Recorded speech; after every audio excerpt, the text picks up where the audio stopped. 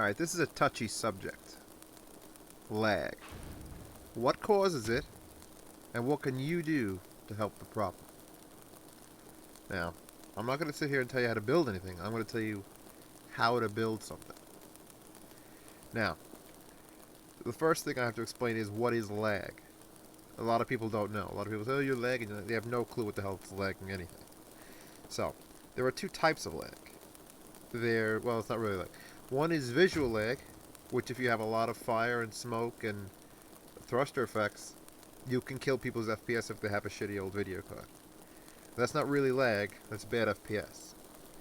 So, you know, that might be... What? What? Meow. He's fine. So, bad FPS is not lag. You can't yell at someone for lagging. You could say, hey, I have a shitty video card and you're fucking me up. That's a whole nother subject. Now, lag is when the server you're on, which I'm on my server right now, tries to calculate collisions and constraints of objects in motion. If you freeze something, odds are it won't lag. But if you have a car driving around, it'll lag. Now, you could look at lag. You can actually see a graph of it. If you go to your console, net_graph, and it works anywhere from 1 to 4. I like 4, I think. Oh, look how pretty that is. Now I have the scaling real low, but you'll see the in value right over here. That's actually under 100, which is insanely low. But this is a special room in Huge Flat Construct. The mirror room, where everything is mirrored, is a separate entity from the main area. If I walk outside, watch the in value and my ping, which is right here. It will go up based on what's out there and what people are playing with. And apparently no one's building anything. Alright, so let's make some lag. I'll go to my advanced dupe and dupe. Something laggy. Give me a second. Alright, I've ghosted my old admin mobile, and during the ghosting, the in actually went up, and I forgot to record it. It doesn't make a difference. Now, what's going to lag is the number of constraints. The props really don't matter. I mean, if you have like a million props, it's going to matter. But it's the number of constraints. And when you're duping something in, advanced dupe tells you right down here. This has 71 entities and 181 constraints. And this is an old car, so that's a poor number. 181 is high for a car. Now, when I dupe it in, it's going to lay out all the props, and then it's going to constrain them with axes and welds and ropes and what else is there? Ball sockets, no collides. All those are constraints. I think I'm broken. No, there it is. All right. Now, it's completely frozen. The in value, which you still see down here, 170 bouncing to 200, hasn't moved because nothing is moving. It's not calculating any motion. The axes aren't bending. The ropes aren't getting squished. No elastics are moving. When I unfreeze this, that number, tenfold. So now it's at 1400. Because it's trying to figure out, oh god, that wheel's hitting the ground. Is it colliding? Is it hitting through enough? And I smash a wall. If I crash it into... Can I drive this car? Yeah. Crash into a wall. Yeah, 2000 when I crash it into a wall. Of course, things are happening. Now, since this has so many constraints, 181, it lags more than, say, let me find another car that's less laggy. Hold on. Right here, this buggy is 31 entities and 77 constraints. So that's less than half as many as on the other car. And again, I'm down about hitting 200, about. Unfreeze it. She goes to about 700. Now that is what is lag. 700 is the amount of lag that's on the server. Driving around, it's bouncing to over 1,000. Could also have something to do with whatever the hell that guy's building out there, which looks very... Look, he's moving it around. You can see the number go higher and lower. He stops it, it goes lower. Now, this car doesn't lag. If anyone says it lags, they're lying. Alright, now the car's sitting still. I haven't touched it for a while. It isn't moving at all. The end is down to about 300. Solid. So if I undo it, it drops down to 100. Now, that number is not just for me. That number is for everybody. If anyone in this server right now turns on the net graph, this is what they'll see. They'll see 100. Now, When you get something really complicated, let's get really complicated now. Right. I'm going to spawn my battle airship. Open up. Alright, now this particular dupe has 201 entities, props and wire controls and everything, and 377 constraints. That's every rope, every axis, every no collide. Now, 500 in while duping it. And as soon as it comes in, I predict the in to jump to about 3,000. Which is too much. If you're on a server and you go in and you put the netgraph on, and it's under 1,000, you're okay. As soon as it goes over 1,000, into the 2,000 and 3,000 range, your odds are you're not going to be able to enjoy building anything. Now, this actually only has 377 constraints, which is about 3 times as much as a large driving around competition car. 4,200, and I begin to stutter. 4,400, 4,500. Now the reason this is so laggy is because I mean it's got everything in it. It's holding up gears, gear collisions lag if you have too many of them that aren't superized. The fact that it's trying to float away, this tension on all those ropes, everything here, everything about what you're looking at causes lag. So now, if I tell it to go up, it's going to do so with propellers, and the motor inside is going to be spinning and the gears are going to collide. Now it's going to be more laggy. And trust me, this is laggy. Laggy as a bastard. And if I did not know how to build, this would be even worse. Now, what I'm going to teach you right now is how to do things. Let me torture some of the people in here a little bit longer. Hold on. That's enough. And we're back down to 200 lag. Well, 200 in. That's the packets in. It only needs to send in 200 packets to get the server to be visual by you. Now, people always ask me, why don't I have no collide multi on my server? Why don't I have smart welding on my server? Why don't I have smart constraint on my server? And there's a reason for this. People don't know how to use them, and people don't know what they do.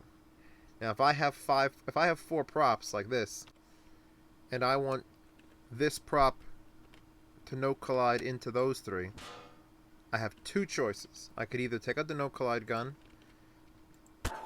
and no collide each thing like this, which is what no collide multi would do. But actually, no collide multi would also do this, and that's what it would look like. Now, if I were to dupe this and see the number of constraints on it, I have to save it. Hold on. That is 4 entities and 5 constraints, just for no collide. There's no welds. Now, how you should deal with 4 plates like that, if you wanted to no collide them together, is instead of no colliding each plate individually, pick the plate you want to collide into them, right click it, and that'll no collide it with all. And there's absolutely no constraints right now, because when you right click a no collide, no constraint is formed. So no matter how many times you do that on your ship, car, airplane, whatever, as long as you don't need to be able to step on it, no collide all it, and it will not count as a constraint. And one less constraint is one less thing that's going to lag a server. Now the only problem with this is I can't dupe it because nothing is touching each other. Nothing is welded together, nothing is no collided. So this is the better way to do things. Do not no collide 4 pieces together so that you can have one go inside them. Just no collide all. It's really important that you not... If you need to stand on something, you obviously can't no collide all it. If it needs to collide to keep things from happening, like a door closing on something, you can't no collide all. But when you can, do so. Next. Prop selection is important. There's absolutely no difference between this plate and this plate, as far as you know. They are still the same shape. They have a little bit different weight. The difference is this one, which was modeled by Phoenix Storms, actually has this ridge existing in it. So that means if you have, I don't know, 20 of those, it's going to be harder for a person to render it with their video card than 20 of these, which you could just materialize, make them look anything like you want. So these plates, these metal plates, are bad. Do not use the metal plates. Because as soon as you whip out one of these, you have 16 of those little ridges that all have to be defined and shown, and it's not very good, and they're very ugly. Just use the standard tile props. Now, constraining better. If you want to make a simpler axis than that, all you have to do is take out the standard axis tool, right-click a base prop, it'll give you that ghost, and then right-click the axis point on the second prop. And that does that. And that is much better hold than a standard if you put this to another prop and then that prop was welded to this. This works much better. It's only one constraint instead of up to 2, 3, however many you would normally do. And it'll lag less. And notice I'm using simple props. You don't want to use something stupid and complicated for it. Alright, proper use of the stacker tool. If you're making a fort or something that isn't going to move, you can take off, no collide, and weld. You do not need those. Here, watch the in. Still bounce around under 200. Yeah, there's 20 of those. Still bouncing around under 200. Just touching 3, but I don't know what everyone else is doing. Now, I'm locked at my frame rate down to 25 FPS because I'm recording. But these are very complicated shapes. They have insides and high-res textures on every part of it.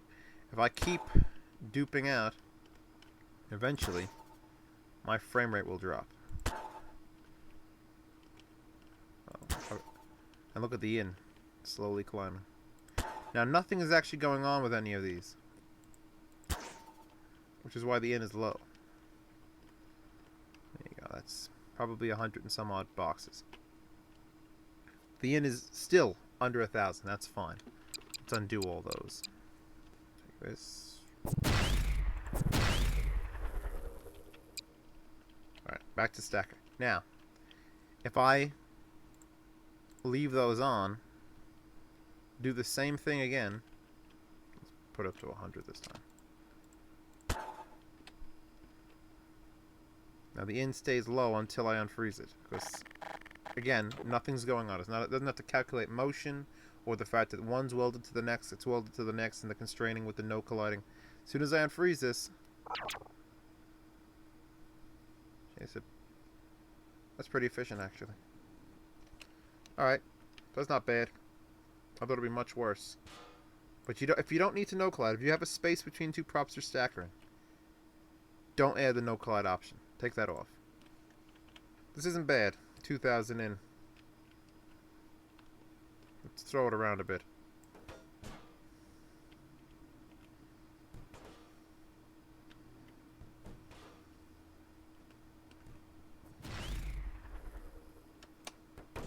There we go. Now I'm fucking with it. 3,000 in when it flips over. Alright, that's an unacceptable amount of lag. You bring this in, you show it off, and then you get rid of it. Do not bring that into a server to play with it for an hour. And it's gone. Now, if you're in a room where there is something retardedly laggy, let's actually spawn that again, because that was good. Alright. So here, retarded lag out here. 2,500 plus. I'll just let this sit here. Now, if I go into that mirror room again... Wow, that's lagging. Ooh, I can't even walk. It should be much... There, it already dropped to 600. Because the mapper, who I believe is Quarter Life in this situation, designed the map so that once you walk through, that's why the doorway goes dark. Once you're in this room, anything happening out there doesn't matter. So if you're going to do something laggy, come to a room like this. Wire construct is good for that also. If you're up above the ground, everyone else that's above ground is going to lag you. If you build downstairs in any of the build chambers, you'll be alright. Most of the time. Because the server is still calculating that monster truck out there. It's still saying, oh, this is doing this and bound, but it's not going to affect you because it's not sending you the data. So my in packets is still only 500. So there's more, but not... And there we go. There's the lag. Alright. So that's basically all I have to tell you about lag. Visual lag is easy to get around. Don't have giant retarded smoke thrusters. Jet Flame Advanced is the worst. I don't know who coded it, but they should be killed. Alright, now there is such a thing as too much fun, or too much of a good thing. So right now, there's nothing in the server that I have, personally. This is Dark Monkey's airship, and there's Gambit's airship. Now, we just got rid of Dark Monkey's, which apparently was causing most of the lag. Now, Gambit's is frozen. I know this because he's working on it. And it's only causing 700 in... Oh god, he unfroze it. 4,000. Yeah. When it's frozen, if something giant like that is in a server, and you're working on it, please God, leave it frozen. I'm sure he froze one panel on the deck just now, because it went down to 3,000. But if you're going to work on something for a long period of time, in a public server, spawn it frozen, work on it, dupe it, unfreeze the dupe, test it, delete the dupe, and continue working on the giant frozen model. Because right now, 4,000 in ain't cool. Nobody else could. Here, let me try to spawn some props. See how well this works. It's not bad, actually. Yep, there you go. It's like, I want to turn my glass up. Right. It's an unusable server now. Now, I leave Gambit alone because he is testing it. He obviously did some modifications to this. But if you're going to work on something that's gigantic, leave it frozen. Do not unfreeze it to drive it around every 3 seconds, and when you stop to work on it, freeze as much as you can. Once a prop is frozen, it doesn't lag anymore. All this can do is drop your frame rate down. If he's got a whole bunch of cool effects in it or something. So that's my words of advice on lag and how not to do it. Keep your constraint count low. I usually go by the thing under 100 constraints for a car, and something this big, well, under 500 would be great. I'm not actually sure what his is. I'll ask him, but I'm sure it's a lot, a lot. And it's trying to fly. All right, I'll catch you guys next time. See you on my server.